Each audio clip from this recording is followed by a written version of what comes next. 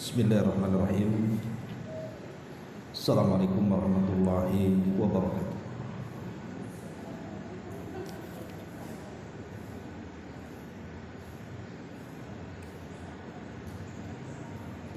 Bihamdillahi wassalatu wassalamu ala rasulillah wa ala alihi wa sahbihi wa mawalah wa la hawla wa la quwata illa billahi wa ba'd. Ma'asyiral muslimat yang dimuliakan Allah Subhanahu wa taala. Alhamdulillah, di pagi menjelang siang ini kita bisa duduk kembali untuk bertalabul ilmi, dan kita masih melanjutkan pembahasan dari tafsir singkat dari surah pendek dalam juz amma, di mana kita masuk pada surah An-Naba pada ayat ke-19 dan seterusnya. A'udzubillahi minasyaitonir rajim. Bismillahirrahmanirrahim. Wa futihatis samaa'u fakanat abwaba wa suyyiratil jibalu fakanat saraba. Inna jahannama kanat mirsada lit-taghina ma'aba labithina fiha ahqaba la yadhukuna fiha bardan wala saraba illa hamiman wa ghassaqa.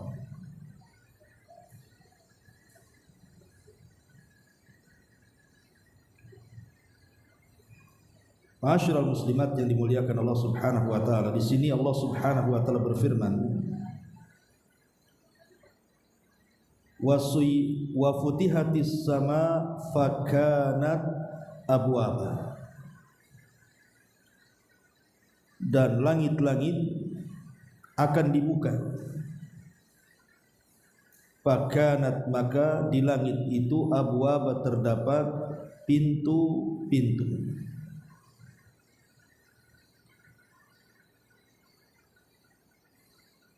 Wa suyyiratil jibalu fakanat saraba, dan dijalankannya gunung-gunung,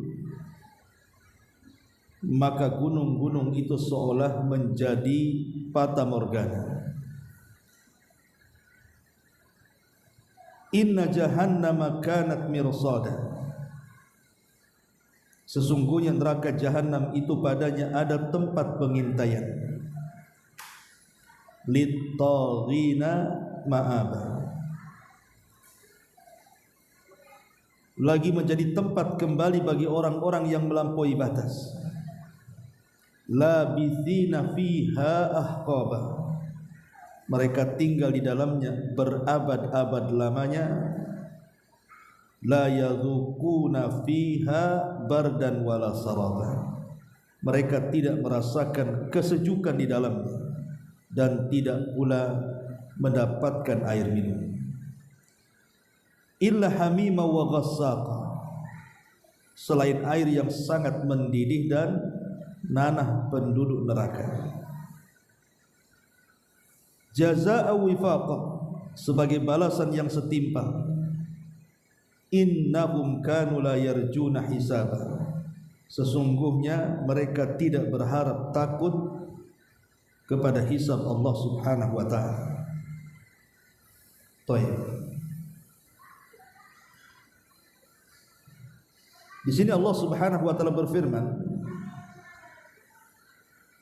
wa futihatis sama fakanat abwaba, dan dibukakanlah langit-langit itu, maka terdapatlah beberapa pintu dari langit-langit itu.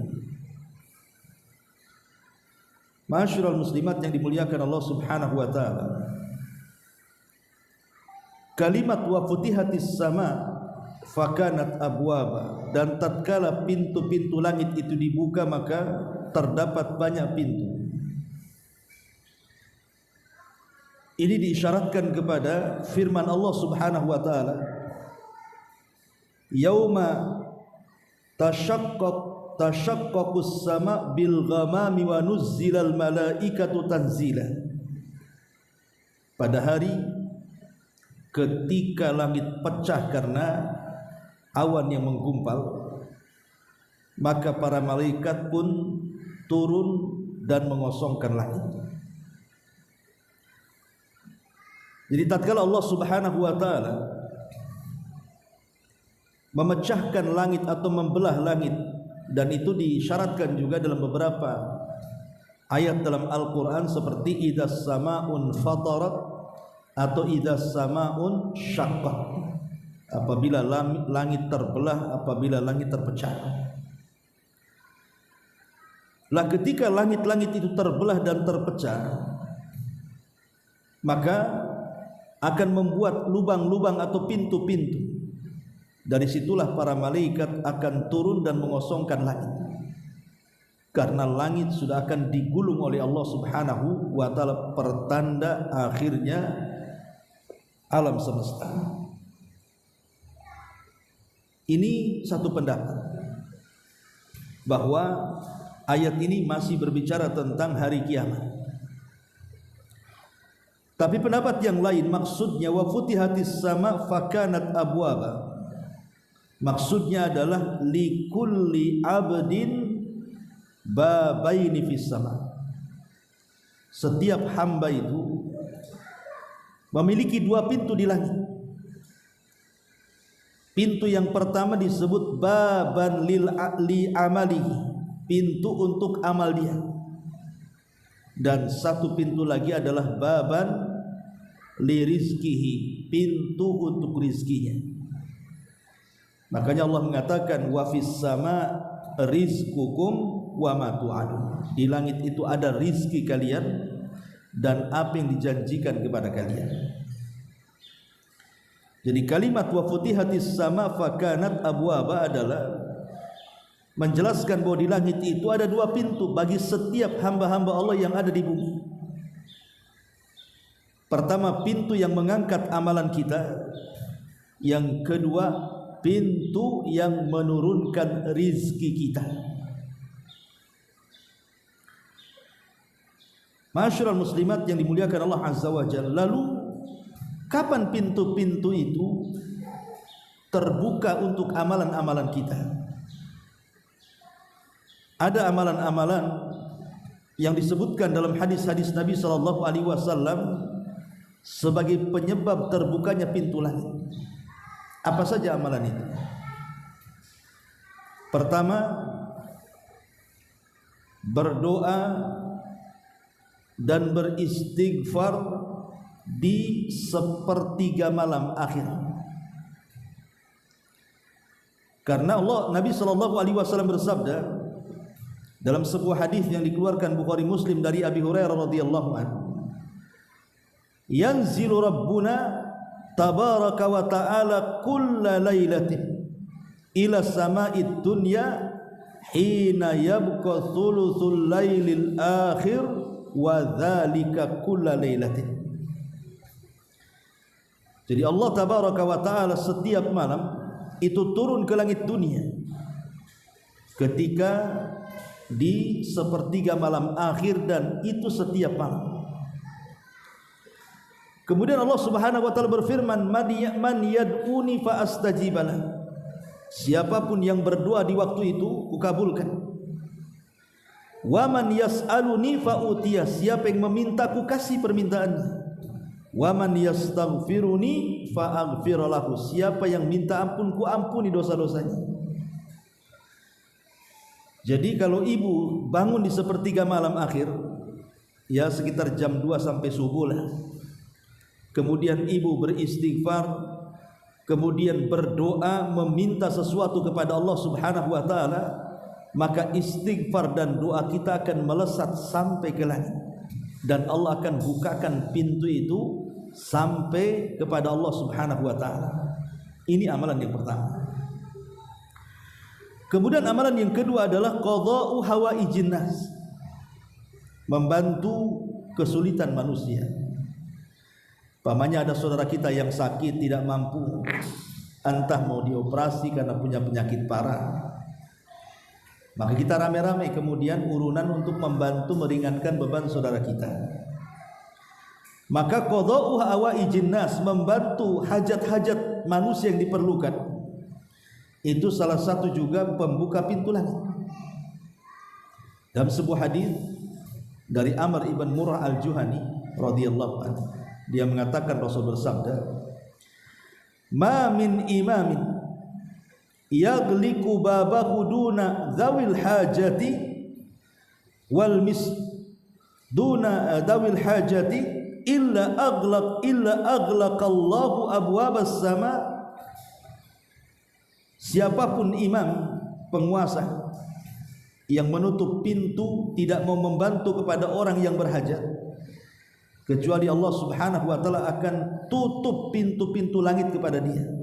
Maknanya kalau dia mau membantu hajatnya manusia, berarti pintu itu akan dibuka. Ini juga diantara amalan kedua, amalan yang bisa membuka pintu langit. Yang ketiga, doaul istiftah. Doa istiftah ketika ibu memulai sholat. Ketika takbiratul ihram kan, habis takbiratul ihram kan pertama dibaca doa iftitah dulu, baru kemudian ta'awud, basmalah, kemudian fatihah, kemudian surat kan itu. Ada sebuah hadis ketika ada seorang sahabat yang sedang sholat. Jadi kisahkan oleh Abdullah ibn Umar radhiyallahu anhuma, bainama nahnu nusalli ma'an Nabi sallallahu alaihi wasallam idz qala rajulun minal qaum. Kata Abdullah ibn Umar radhiyallahu anhuma, ketika aku salat bersama Nabi, ada seorang sahabat dari sebuah kaum membaca Allahu akbar kabira walhamdulillahi katsira wa subhanallahi bukratan wa asila. Artinya bacaan iftitah ini. Maka Nabi SAW bersabda, manil qail, siapa yang membaca zikir itu tadi? Maka orang dari kaum itu mengatakan, ana ya Rasulullah, saya wahai Rasul. Maka Nabi SAW mengatakan, ajibtu laha futihat laha abwabus sama. Sungguh aku sangat takjub dengan bacaannya, dan ketika engkau membaca zikir itu atau doa istiftah itu, hakikatnya Allah sedang membuka pintu-pintu langit. Jadi amalan yang bisa membuka pintu langit adalah doa iftitah. Maka walaupun doa iftitah itu sunnah hukumnya, terutama lafaz yang diajarkan di sini, Allahu akbar kabira walhamdulillahi katsira wa subhanallahi bukratan wa asila, tapi lihat bagaimana Allah Subhanahu wa taala berikan pahala bisa membuka pintu langit. Ini yang ketiga. Yang keempat, intidharus shalah. Menunggu salat. Jadi ibu kalau umpamanya tadi salat subuh, menunggu salat zuhur, kapanlah zuhur itu kok lama kali gitu. Jadi dia betul-betul pikirannya itu hanya untuk salat saja.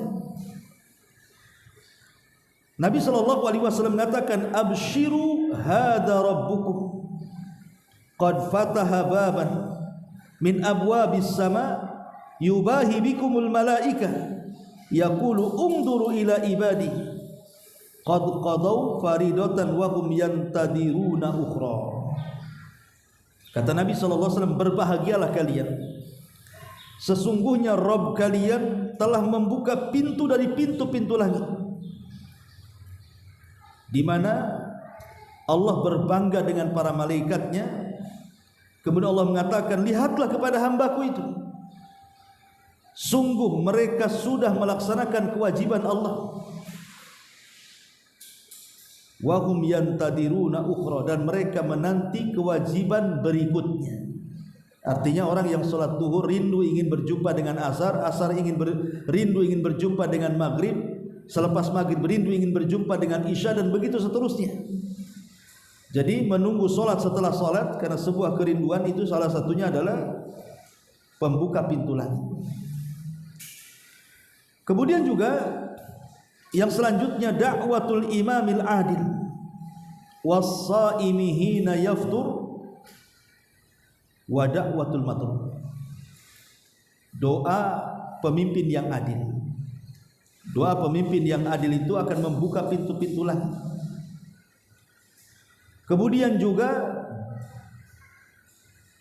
doanya orang-orang yang berpuasa saat berbuka.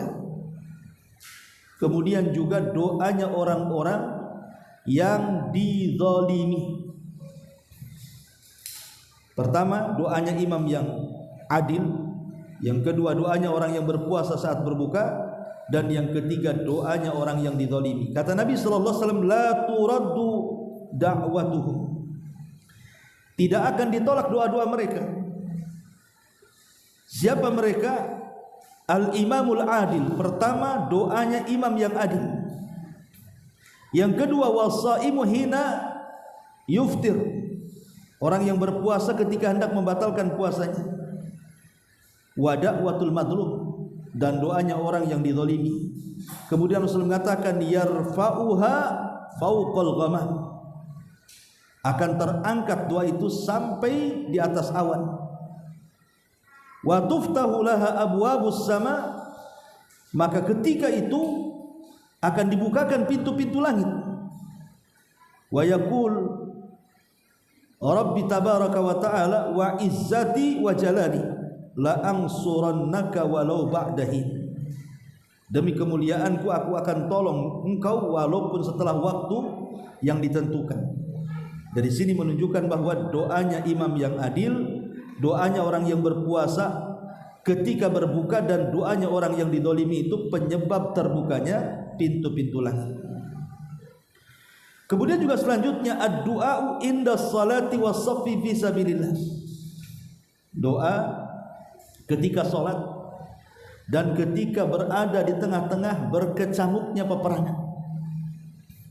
Sebagaimana hadis Nabi sallallahu alaihi wasallam dari Sahal ibn Sa'ad As-Sa'idi radhiyallahu an qala Rasul sallallahu alaihi wasallam sa'atani tuftahu abwabus sama. Ada dua waktu yang akan membuka pintu-pintu langit. Ada dua waktu yang akan membuka pintu-pintu langit. Kemudian kata Nabi sallallahu alaihi wasallam, siapa mereka? Kata Nabi sallallahu alaihi wasallam, qallama taruddu ala da'in da'watuhu li huduri salati. Sedikit sekali Allah menolak doanya orang yang sedang berdoa ketika hendak melaksanakan salat. Dan yang kedua, wasaffi sabilillah, dan ketika berada di tengah-tengah peperangan. Hadis ini disahihkan oleh Syekh Albani rahimahullah taala. Dari doa ketika hendak melaksanakan salat, dan juga orang yang berada di tengah-tengah saf peperangan, maka itu amalan yang menyebabkan terbukanya pintu-pintu langit. Kemudian juga da'watul walidaini liwaladihi. Doa orang tua kepada anaknya. Doa orang tua kepada anak. Makanya jangan pernah bosan mendoakan anak-anak kita ini. Ustaz, anak saya nakal, berdoa kepada Allah supaya anak kita tidak nakal. Karena Nabi SAW yang mengatakan, salatu da'awatin yustajabu lahunna la syakka fihinna da'watul madlub wa da'watul musafir wa da'watul walid li waladihi. Doa yang mustajab yang tidak ada keraguan adalah doanya orang yang dizalimi, doanya seorang musafir, dan doanya orang tua kepada anaknya. Ini hadis ini dihasankan oleh Syekh Nasiruddin Al-Albani rahimahullahu taala. Kemudian juga Nabi mengatakan la tad'u ala anfusikum wa la tad'u ala auladikum wa la tad'u ala khadamikum wa la tad'u ala amwalikum la tuwafiqu minallahi tabaraka wa ta'ala sa'atan nila fiha sa'atan naili fiha ata'un fayastajibalah. Kata Nabi SAW, janganlah kalian berdoa buruk terhadap diri kalian, berdoa buruk terhadap anak-anak kalian, berdoa buruk kepada pembantu-pembantu kalian, berdoa buruk kepada harta-harta kalian, karena tidaklah seseorang berdoa kemudian mencocoki aminnya para malaikat, maka pasti akan dikabulkan. Artinya ketika doa ini melesat ke langit, berarti terbukalah pintu-pintu langit. Kemudian selanjutnya inda kulli adzan, setiap berkumandang adzan. Kata Nabi SAW, idza nudiya bis salati futihat abwabus sama. Apabila diserukan adzan, diserukan manusia untuk salat, maka akan terbukalah pintu-pintu langit. Maka ini juga di antara sebab amalan-amalan yang bisa membukakan pintu langit. Kemudian juga ucapan kita la ilaha illallah. Jadi ucapan tahlil yang ibu ucapkan, ibu mamanya sambil berzikirlah subhanallah walhamdulillah wala ilaha illallah, itu kan ada tahlilnya di sini. Apa kata Nabi SAW? Ma qala abdun la ilaha illallah qad mukhlisan illa futihat lahu abwabus sama hatta tufdiya ilal arshi majtanabal kabair.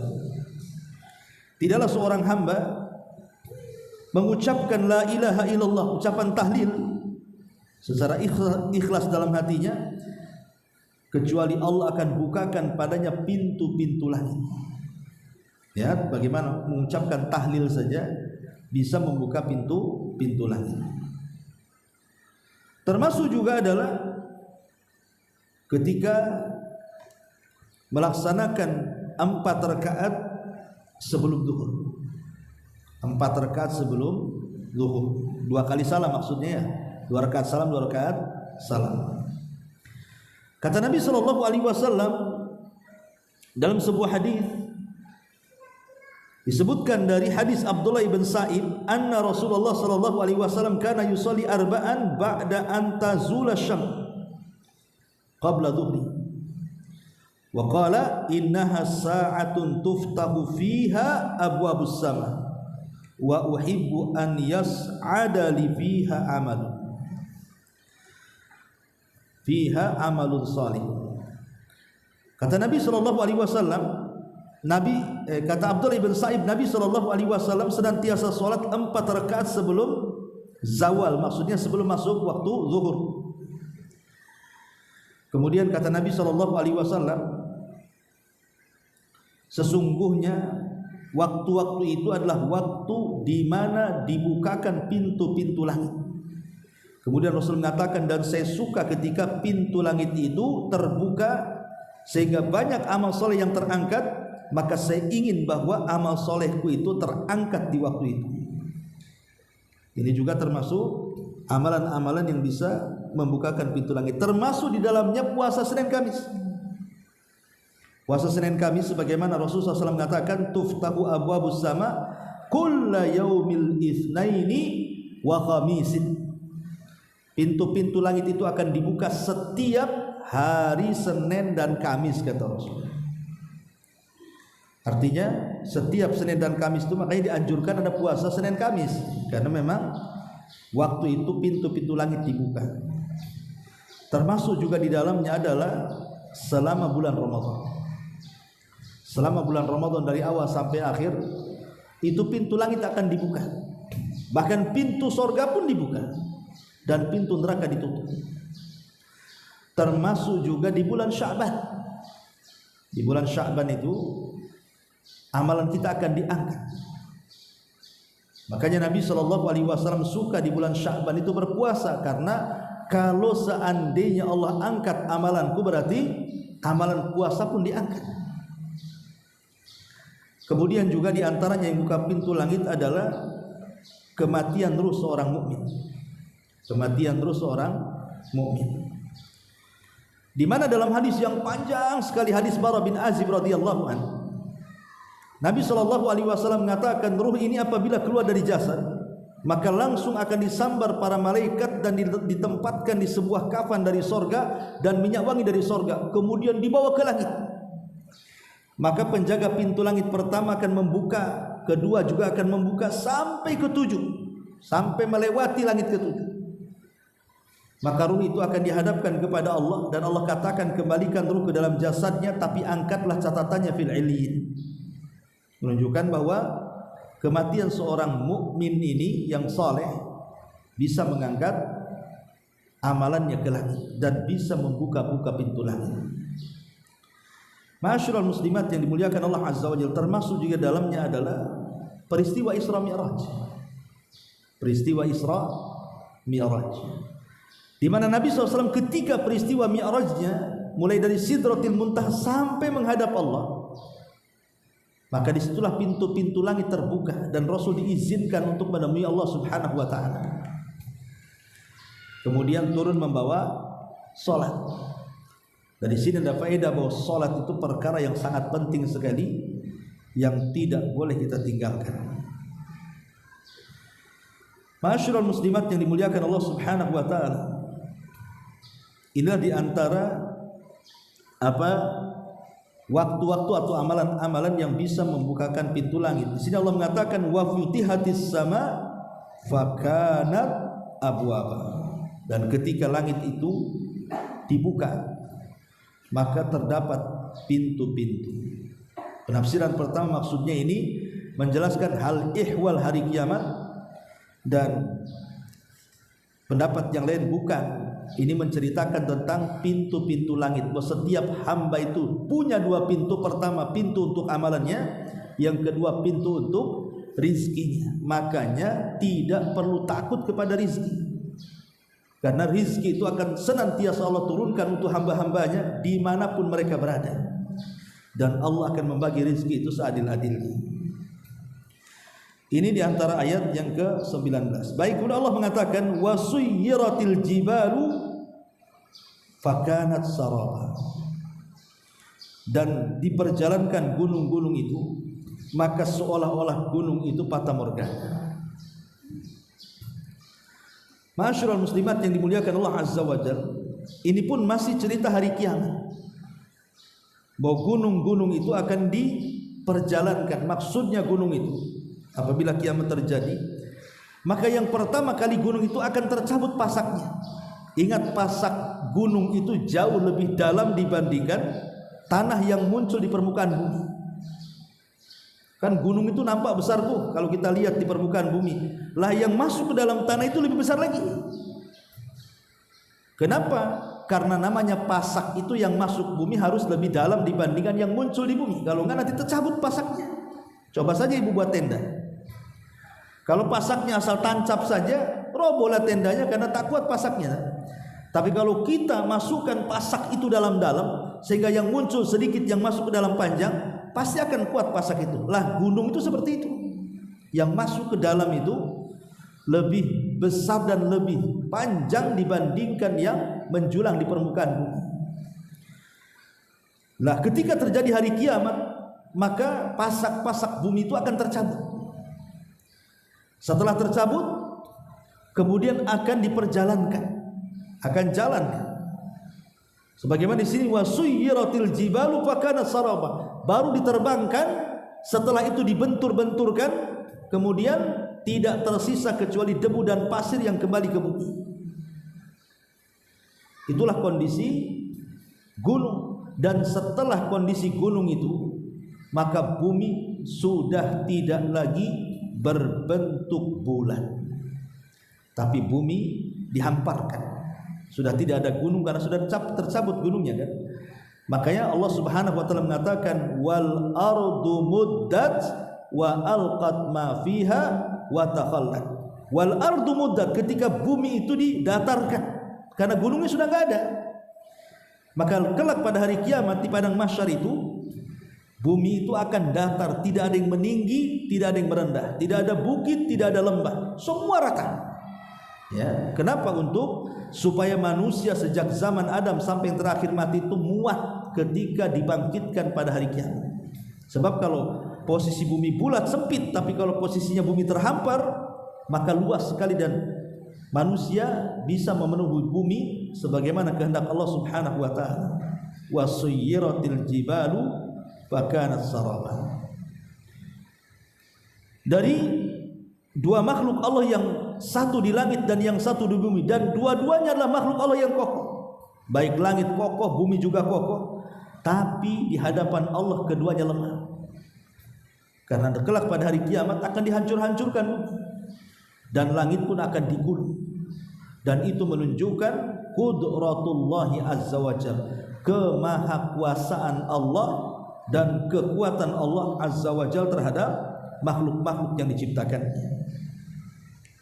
Wa futihatis sama'u fakanat abwaba wa suyyiratil jibalu fakanat saraba. Kemudian Allah mengatakan inna jahannama kanat mirsada. Sesungguhnya jahannam itu kanat mirsada, memiliki pengintai yang terus mengintai kita.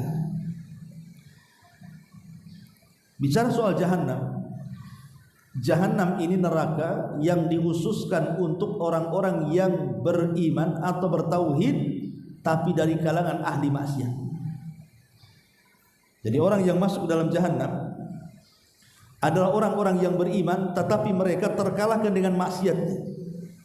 Kemudian lantaran maksiatnya, kemudian mereka dimasukkan ke dalam jahannam sampai habis kesalahannya baru dikeluarkan. Karena sering saya ulas Bu, tingkatan-tingkatan neraka itu kan macam-macam. Yang paling rendah adalah nerakanya orang munafik. Itu paling rendah, paling bawah. Innal munafiqina fi darkil asfali minan. Sungguhnya orang munafik itu berada di intip dasar neraka yang paling dalam. Baru di atasnya itu orang-orang musyrik. Baru di atasnya orang-orang murtad. Baru di atasnya lagi Yahudi dan Nasrani, orang kafir asli. Baru di atasnya jahannam, itulah neraka yang dikhususkan untuk orang-orang yang beriman tetapi mereka tidak dikekalkan di dalam. Jadi lamanya mereka di neraka itu sesuai dengan dosa yang mereka lakukan di dunia. Makin banyaknya makin lama, makin sedikit ya makin cepat gitu ya hisab. Inna jahannama kanat mirsada. Kemudian lit-taghina ma'aba. Bahkan orang-orang yang melampaui batas, jahannam itu adalah tempat kembali mereka. Labithina fiha ahqaba, mereka akan menetapi neraka itu ahqaba selama-lamanya. Kita tahu bahwa keyakinan ahli sunnah wal jamaah pertama soal neraka dan sorga itu bahwa keduanya sudah diciptakan. Ingat, keduanya sudah ada, sudah diciptakan. Bahkan Rasul pernah melihatnya, bahkan Rasul pernah masuk ke dalamnya dan diperlihatkan istana Umar bin Khattab radhiyallahu anhu, serta mendengar suara terompahnya Bilal bin Rabah dan mencium bau harumnya Masyitah tukang sisir ibnatu Fir'aun, anaknya Fir'aun. Jadi sudah diciptakan. Berbeda dengan orang-orang Mu'tazilah atau yang semacamnya menganggap bahwa surga itu belum diciptakan katanya. Kita katakan surga sudah diciptakan. Sebagaimana surga diciptakan, neraka juga sama. Dan Allah Subhanahu wa ta'ala takdirkan dua-duanya, baik surga atau neraka, Allah kekalkan. Allah kekalkan tuh, ya. Tetapi ingat bahwa kekekalan keduanya karena Allah berkehendak. Karena nanti ada syubhat yang mengatakan seperti inilah, kalau Allah kekal kemudian ada makhluk Allah yang kekal, apa bedanya Allah dengan makhluk kalau begitu? Sama-sama kekal. Sebelum pertanyaan ini muncul, maka dijawab oleh para ulama, kekalnya sorga dan neraka itu karena Allah yang membuat keduanya kekal. Dan sebelumnya sorga dan neraka itu tidak ada, Allah ciptakan menjadi ada, kemudian Allah takdirkan menjadi kekal. Tapi Allah Subhanahu wa ta'ala tidak pernah didahului dengan ketidakadaan. Allah itu sudah ada sebelum ada namanya tidak ada, ya. Allah sudah ada. Makanya ketika ada orang Yaman, kabilah Yaman, datang kepada Nabi SAW hendak masuk Islam. Kemudian mereka bertanya kepada Nabi SAW soal di mana Allah sebelum menciptakan langit dan bumi, katanya. Di mana Allah sebelum Allah menciptakan langit dan bumi, wahai Rasul? Maka Rasul mengatakan kana fil ama. Allah itu berada di ama. Sebagian ahli hadis mengatakan bahwa yang dimaksud ama itu Allah tidak ada satupun yang bersamanya, bersendirian. Tidak ada makhluk yang bersamanya. Baru setelah itu Allah ciptakan 4 makhluk yang pertama kali diciptakan. Pertama arasy, yang kedua air, yang ketiga kolam, yang keempat lauhil mahfud. Baru setelah itu menciptakan makhluk-makhluk yang lain termasuk kita. Jadi kekekalan sorga itu dan neraka karena Allah yang berkehendak keduanya kekal. La yadzuquna fiha bardan wala syaraba. Mereka tidak merasakan dingin dan tidak pula air minum. Artinya neraka itu panas ya, karena memang isinya api semua. Lah namanya orang panas dan kepanasan serta terbakar kan haus dia. Tidak ada minuman pula yang diminum dia. Termasuk akhirnya mereka pun meminum air-air nanah dari penduduk neraka dan juga darah-darah serta api yang masuk ke dalam perutnya. Makanya Allah mengatakan apa? Illa hamiman wa ghassaqa. Illa hamiman wa ghassaqa. Subhanallah.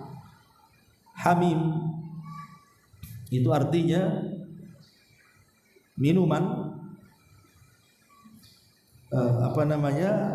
minuman yang hamim, minuman yang sangat panas sekali. Dan ghassak itu artinya nanahnya penduduk neraka. Kita bisa bayangkan minum dari nanah dan darahnya penduduk neraka. Kemudian nanah dan darah penduduk neraka itu mendidih juga, panas juga gitu. Kalau masuk itu bisa menghancurkan perut.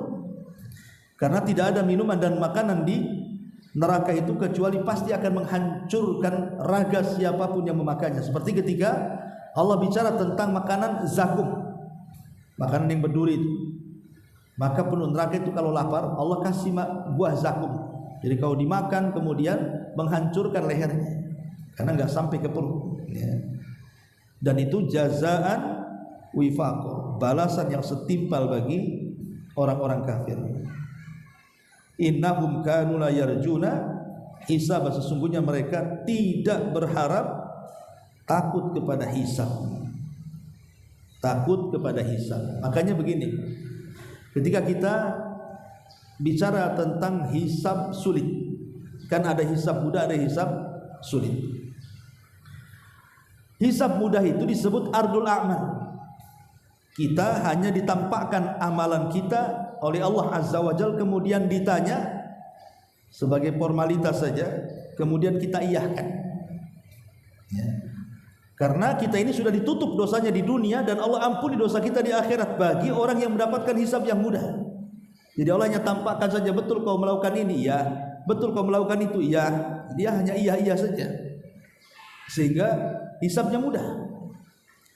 Lah hisab yang sulit ini kalau terjadi munaqasyah, perdebatan antara kita dengan Allah. Jadi ketika Allah menyebutkan nikmat-nikmat yang Allah anugerahkan di dunia, kelak di akhirat itu, kan Allah bertanya, bukankah di dunia sudah kau muliakan aku, dirimu? Bukankah di dunia sudah kuberikan kepemimpinan? Bukankah di dunia sudah kuberi kau kekayaan? Bukankah di dunia sudah kuberi pasangan? Dan begitu seterusnya, diingatkan nikmatnya.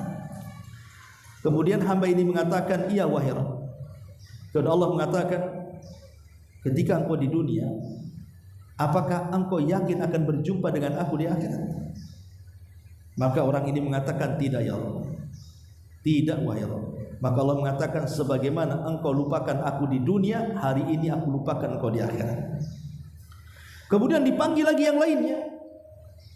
Kemudian ditanya dengan hal yang sama, diingatkan kenikmatannya sampai dia mengakui kenikmatannya. Kemudian dia ketika ditanya soal dosa-dosanya, dia tidak mengakuinya. Justru dia hanya menyebutkan kebaikannya. Aku ini beriman kepadamu ya Rabb, aku sholat, aku sedekah, aku zikir, aku ini. Lah Allah Subhanahu wa ta'ala marah karena dia tidak mau mengakui dosanya, malah membicarakan kebaikannya. Maka Allah mengatakan, baik kalau gitu kita datangkan saksi. Ya. Maka disitulah kemudian datang saksi, termasuk badan kita ini akan menjadi saksi. Kulit, tangan, kaki, telinga, dan begitu seterusnya akan menjadi saksi bagi jasadnya. Lah orang-orang kafir itu mereka tidak berharap takut kepada hari hisab. Innahum kanu la yarjuna hisaba wa kadzdzabu bi ayatina kidzaba, dan mereka mendustakan ayat-ayat kami dengan sungguh-sungguh. Kemudian wa kulla syai'in ahsainahu kitaba, Dan kulla syai'in, segala sesuatu telah kami catat dalam satu kitab. Bicara tentang kitab catatan, kitab catatan itu kan ada dua macam. Ada dua macam. Pertama, kitab catatan yang disebut dengan kitab catatan global, di mana setiap para nabi itu punya catatan tersendiri dengan umatnya. Nuh ada catatan dengan umatnya. Kemudian juga Ibrahim ada catatan dengan umatnya. Begitu sampai kepada Rasulullah. Jadi ada namanya catatan global, di mana seluruh umat Rasul jadi satu catatan. Saya, ibu akan jadi satu catatan, termasuk juga para sahabat, para tabiin, para ulama di situ. Lah inilah catatan yang paling bahaya. Karena catatan ini akan dibaca di halayak manusia. Jadi kalau umpamanya nama kita keluar kemudian disebutkan dosa-dosa kita, itu didengar semua manusia tuh. Disitulah kita akan dipermalukan Allah Subhanahu wa taala. Dosa yang disembunyikan di dunia ditampakkan pula di situ. Ya. Kemudian yang kedua ada catatan khusus. Catatan itu hanya kita saja. Itulah yang kemudian Allah Subhanahu wa taala mengatakan, "Iqra kitabah." Baca kitabmu. Kafa binafsika yauma 'alaika hasiba. Jadi kita disuruh membaca catatan kita. Lah catatan ini, masyarul muslimat yang dimuliakan Allah Azza wa Jalla, kelak Allah Subhanahu wa taala akan tabur, akan diterbangkan. Kemudian masing-masing akan mengambilnya. Ingat bahwa mengambil catatan itu bukan karena kehendak kita, tapi Allah yang menghendaki. Makanya kalimatnya fa'amman utiya kitabahu. Barang siapa yang didatangkan kitabnya dengan tangan kanannya, menunjukkan apa? Mengambil kitab bukan selera kita, bukan keinginan kita. Kalau keinginan kita ya ambil aja dengan tangan kanan, selamatlah kita kan gitu. Tetapi ketika kita mengambil dengan tangan kanan atau tangan kiri atau di balik punggung itu Allah yang berkehendak. Jadi tangan yang bergerak sendiri, bukan kehendak orang yang mengambilnya tuh. Coba bayangkan. Jadi orang-orang yang mengambil catatan itu disesuaikan dengan amalannya. Kalau semasa dia di dunia memang beriman dan beramal soleh, dan dia seorang mukmin sejati, maka secara langsung tangan kanannya akan mengambil. Tapi kalau ketika di dunia dia orang kafir, mendustakan ayat-ayat Allah, dan dia kafir murni seperti Yahudi, Nasrani dan yang semacamnya, maka dia akan mengambil dengan tangan kiri. Tapi kalau di dunia tidak mukmin, ya tidak kafir, itu disebut munafik. Munafik itu kan tidak mukmin, tidak kafir, tidak ke sana, tidak ke sini. Maka badannya akan menghadap ke depan, kepalanya akan diputar dan wajahnya menghadap ke belakang, dan mengambil dengan tangan kirinya di balik punggungnya. Kan ngeri. Coba bayangkan. Kalau sekarang kan wajah ibu kan lurus dengan badan. Tapi orang-orang munafik ini wajahnya dikebelakangkan. Kemudian tangan kirinya sambil mengambil catatannya. Itulah makna wara'a dhahri. Ada orang-orang yang mengambil catatan di balik punggungnya. Dan itu orang-orang munafik. Kan ngeri Bu ya? Ya. Makanya di sini Allah Subhanahu wa taala mengatakan wa kullu syai'in ahsaynahu kitabah, dan segala sesuatu telah kami catat dalam sebuah kitab. Dan semua akan dipertanggungjawabkan di hadapan Allah Subhanahu wa taala terhadap isi catatan itu. Dan akan ditanya satu-satu tentang 3 perkara. 1, tentang amal solehnya, salat, puasa, zakat, haji dan begitu seterusnya. 2, tentang maksiat yang dilakukannya. Boleh jadi dia pernah berzina, pernah maling, pernah nyolong, pernah gosok, pernah macam-macam. Dan yang ketiga, soal nikmat yang Allah anugerahkan kepadanya. Allah berikan kecantikan, Allah berikan ketampanan, Allah berikan kesehatan, Allah berikan rumah, Allah berikan harta. Nikmat semua akan ditanya. Jadi yang akan ditanya dari catatan itu, pertama amal soleh, yang kedua maksiat, dan yang ketiga nikmat Allah Subhanahu wa ta'ala. Kemudian Allah Subhanahu wa taala akhiri fadzuqu falan nazidakum illa adzaba. Karena itu rasakanlah dan kami sekali-kali tidak akan menambah kepadamu selain daripada azab Allah Subhanahu wa taala. Wallahu alam. Saya kira sampai ayat ke-30 dulu. Tapi sebelum saya tutup kita buka tanya jawab silakan.